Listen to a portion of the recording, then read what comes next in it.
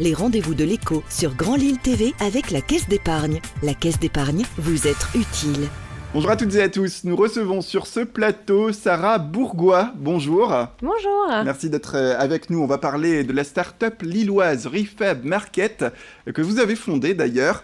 Une entreprise qui propose à vie aux téléspectateurs sensibles à l'écologie des vêtements recyclés sous toutes leurs formes. Parlons déjà de l'histoire de cette start-up, de ce fameux concept. Eh bien oui, Refab Market, c'est un concept lillois.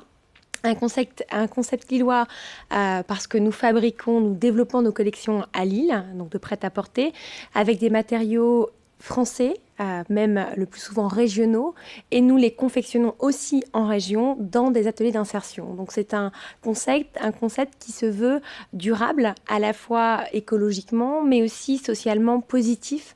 On crée du lien, on crée un impact positif en créant de l'emploi et encore mieux, de l'emploi en réinsertion. Voilà, de l'emploi en réinsertion, mais parlons déjà, avant de parler de l'emploi, parce qu'on va en parler, ne vous en faites pas, parlons de ce concept de ces vêtements 100% recyclés, un concept que vous portez d'ailleurs aujourd'hui, on peut le signaler.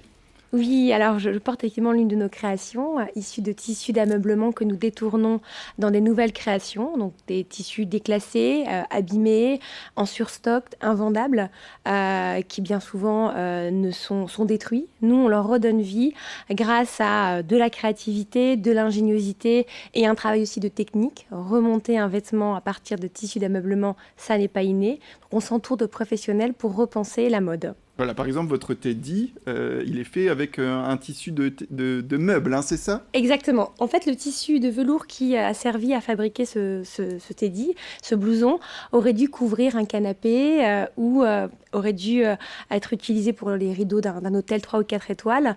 Ce sont des très beaux tissus. Mais nous, on a décidé d'en faire autre chose. Et aujourd'hui, il est rené sous le principe d'un manteau qui s'appelle Andros. Voilà, le téléspectateur peut d'ores et déjà regarder un petit peu de quoi il en retourne. Alors, j'ai envie de vous demander également votre ancrage sur le territoire français. L'entreprise a 2 ans. Comment positionnez-vous par rapport au marché actuel ? Alors, l'envie et la volonté, le souhait, l'ambition de faire de Refab Market une entreprise ancrée sur le territoire était un postulat de départ. Un postulat de départ parce que qui dit ancré sur un territoire dit impact écologique faible, parce que moins de circulation de matière, veut dire aussi création de richesse. Quand on crée de l'emploi, quand on crée de la valeur, quand on crée des produits, eh bien c'est une création d'1 euro de richesse pour un territoire, c'est x10 ou x15 en répercussion, mais également parce qu'on a un savoir-faire ici en région, en France, mais en région. En région qui a quand même été la capitale mondiale du textile il y a plus d'1 siècle et demi, mais qui garde encore tout son appareil productif et aussi cet héritage-là dont il faut être fier et que nous, on prend plaisir et dont on est fier de porter et de transmettre à travers à la fois la remise en route d'ateliers textiles.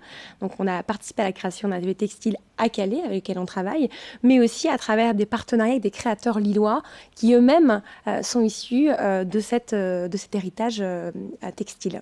Et justement, cet ancrage, on va dire, ce vêtement 100% recyclé, recyclé sous toutes ses formes, aujourd'hui, face à la concurrence, comment vous vous positionnez? Parce que j'ai l'impression que vous étiez quand même précurseur au départ, mais aujourd'hui, ça devient un peu tendance de vendre des produits de ce genre.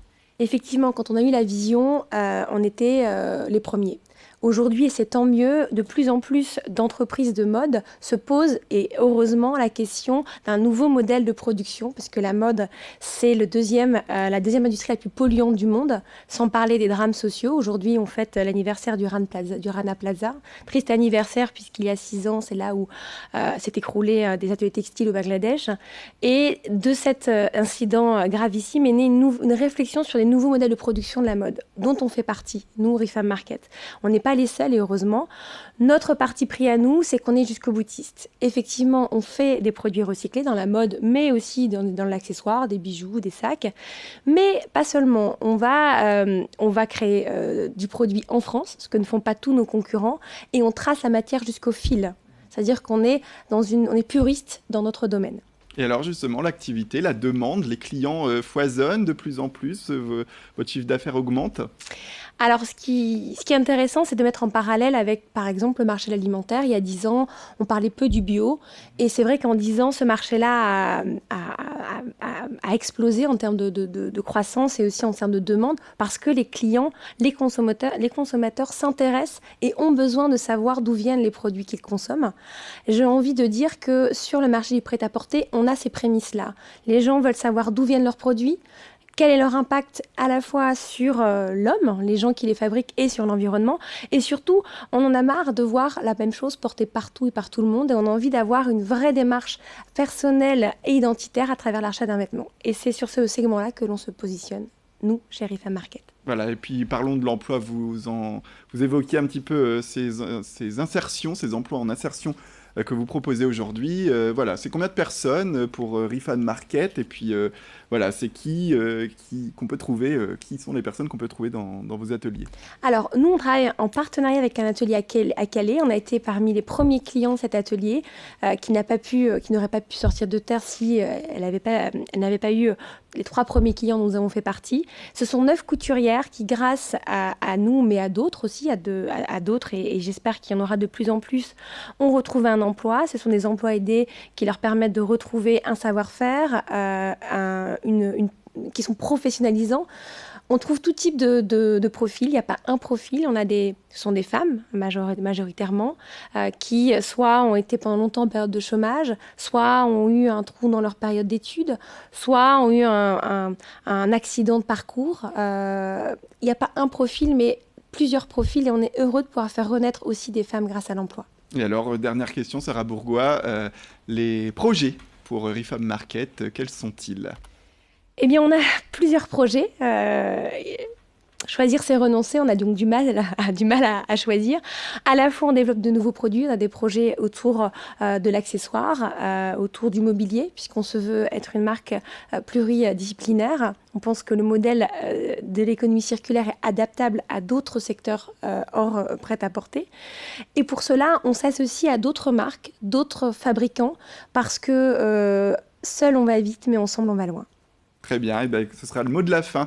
Merci beaucoup Sarah Bourgois d'être venue sur ce plateau. Je le rappelle, vous êtes la fondatrice de Rifam Market, entreprise lilloise. C'est la fin de cette édition. Merci à toutes et à tous de nous avoir suivis. Restez avec nous, l'information continue bien sûr.